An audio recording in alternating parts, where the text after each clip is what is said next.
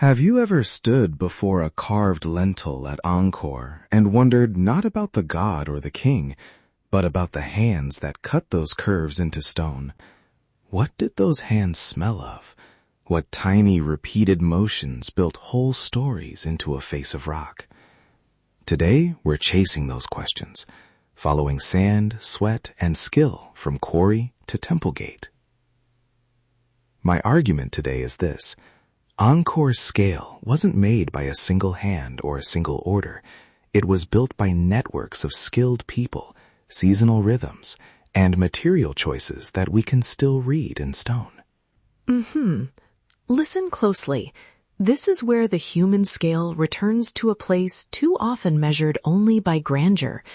We'll trace the materials, the routes they took, and the everyday craft knowledge that turned raw earth into carved narratives.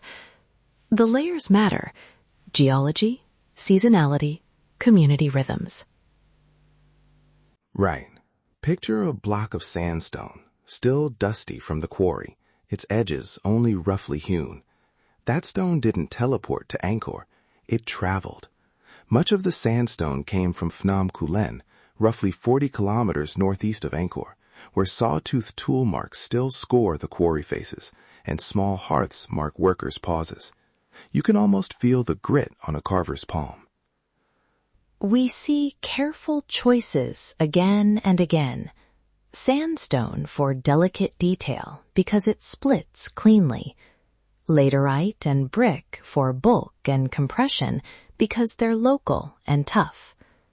The quarry traces, waste flakes, tool scars, tiny hearths, point to systems of work, not isolated genius. So transport becomes the big practical problem. How do you move a 2-ton block across floodplain and forest? Wait. Rivers and canals were the superhighways. During high water, boats could carry heavy loads. In dry months, teams shifted to carts, rollers, and sheer human grit. Think of long flatboats with crews of around a dozen or so, stacking blocks like stones on a barge and reading currents the way a modern captain reads wind. Seasonality shaped everything. Right. That speaks to organization.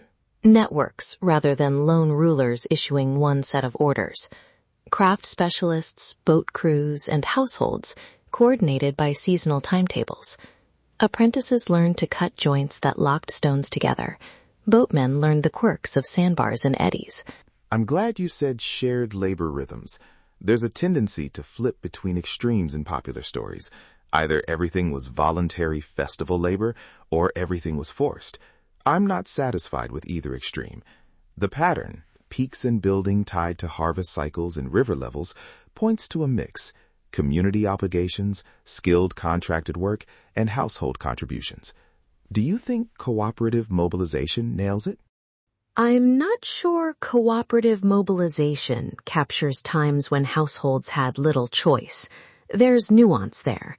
Some records hint at obligations that were hard to refuse, even as apprenticeship and skill carried real value.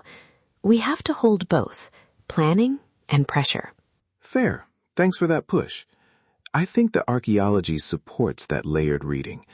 For example, inscriptions and settlement surveys show times when whole villages pitched in, but craft lineages still mattered.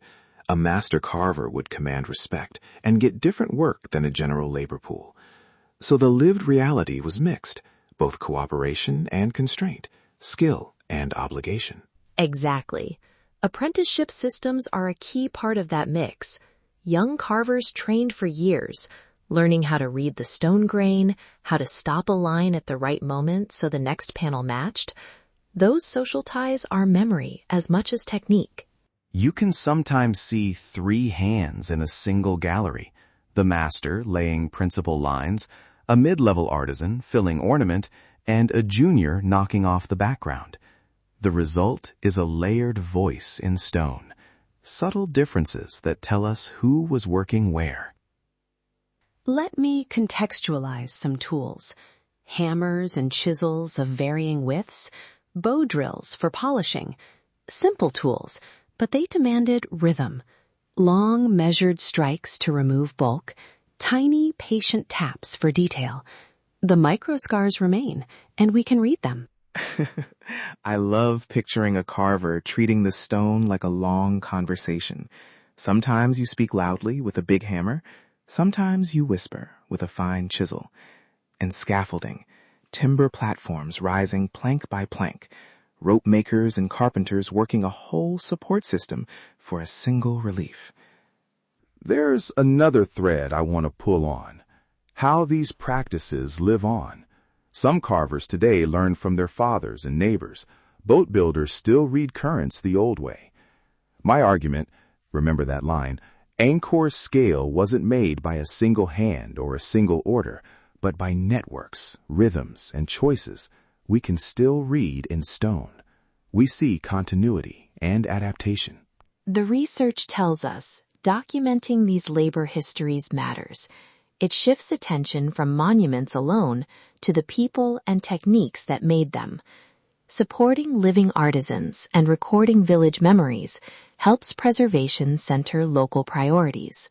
Now, some practical ideas for listeners. First, if you see architectural fragments or carved pieces for sale, pause.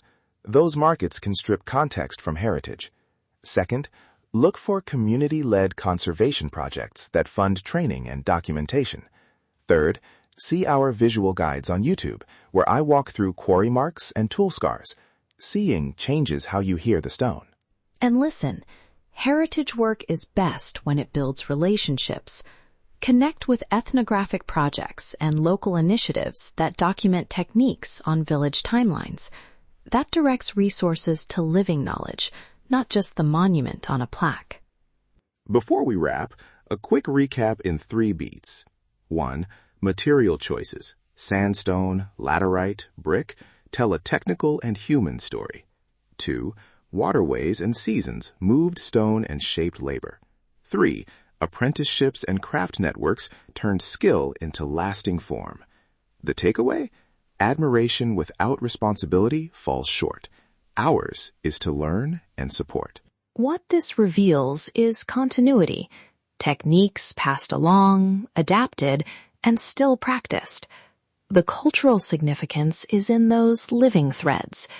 Preservation that amplifies local voices keeps the craft alive. If this episode resonated, please follow Ancient Echoes on your favorite podcast app and share it with someone who loves craft, history, or architecture. Visit my YouTube channel for visual field notes and quarry close footage, links in the show notes. And tell us about a craftsperson you met. We learn in conversation. That brings us to the end of this episode of Ancient Echoes.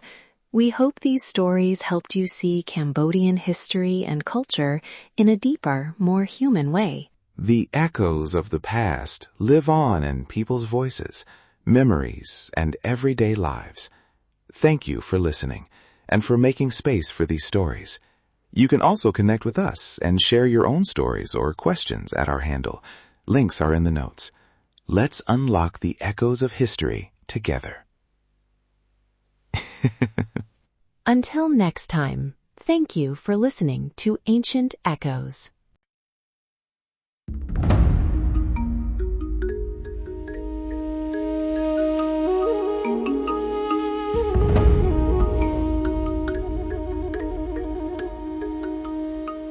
In the quiet of night, I whispered my plea, holding her close, hoping for her decree.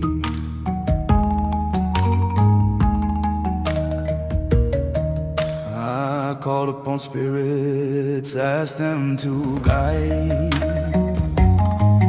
to take her heart and lead her by my side. So I drew her near, traced her brow so fair, my sight is way.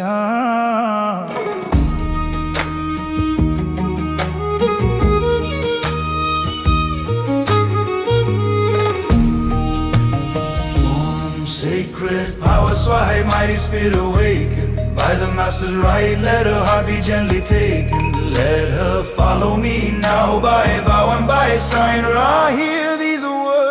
teacher, witness this plea. Oh, my sacred powers, why?